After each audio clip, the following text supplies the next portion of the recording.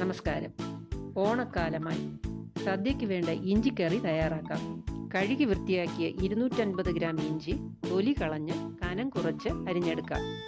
ഒരു പാത്രം അടുപ്പത്ത് വെച്ച് നല്ലെണ്ണ ഒഴിച്ച് അരിഞ്ഞു വെച്ച് ഇഞ്ചിയിട്ട് ചുമക്കെ വറുത്തെടുക്കാം. തണുത്ത ഇഞ്ചി മിക്സിയുടെ ജാറിൽ പൊടിച്ചെടുക്കാം. ചെറുനാരങ്ങയുടെ വലിപ്പത്തിലുള്ള ബാളൻ പുളി കുറച്ച് വെള്ളത്തിൽ കുതിർക്കാൻ വയ്ക്കാം. 1 ടീസ്പൂൺ ശർക്കരയും വെള്ളത്തിൽ അലിയിച്ച് അരിച്ചു വയ്ക്കാം. ബാക്കി എണ്ണയിൽ 1 ടീസ്പൂൺ മല്ലിപ്പൊടിയും 1/2 ടീസ്പൂൺ മുളക് പൊടിയും 1 ടീസ്പൂൺ കാശ്മീരി മുളക് പൊടിയും 1/4 ടീസ്പൂൺ മഞ്ഞൾപ്പൊടിയും ഇട്ട് പച്ചമണം മാറുമ്പോൾ പുളി പിഴിഞ്ഞതും അരിച്ചു വെച്ച ശർക്കര വെള്ളവും ഒഴിച്ച് തിളപ്പിക്കുക. നന്നായി തിളയ്ക്കുമ്പോൾ ഇഞ്ചി പൊടിച്ചതും ആവശ്യത്തിന് ഉപ്പും 1 നുള്ളു കായപ്പൊടിയും ചേർത്ത് തിളച്ച് കുറുകി വരുമ്പോൾ ഒരു ബൗളിലേക്ക് മാറ്റാം. ചീനച്ചട്ടിയിൽ എണ്ണയൊഴിച്ച് കടുക് പൊട്ടിച്ച് മുളകും കറിവേപ്പിലയും ഇട്ട് താളിച്ചൊഴിക്കാം.